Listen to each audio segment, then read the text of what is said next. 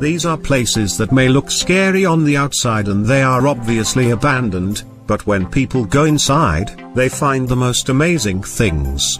Lucky for us, most of the time they take pictures so we can see inside places that we aren't brave enough to explore. That's just what Reddit user, Sniper98G, and a friend of his did. They found a phone booth-sized metal shack in an unused corner of a military base. Being the curious guys that they were, they decided to head inside and go exploring. In their own words, they decided to tell their story in their own words.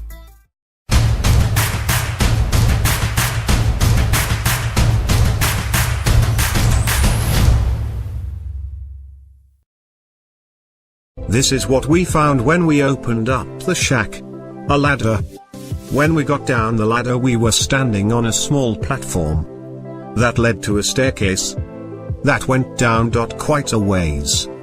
At the bottom we found one hell of a door that opened up pretty easily. Inside we could see a metal shack of some kind. Looking back out of the door, you had to cross a little bridge to get onto the main platform, because the whole thing is suspended from big ass shock isolators. Better shot of the shock isolator. This seems to be the whole reason this thing was built. Some kind of old communications equipment. Behind the shack was a diesel tank and a ladder. Seems safe. Now we are down.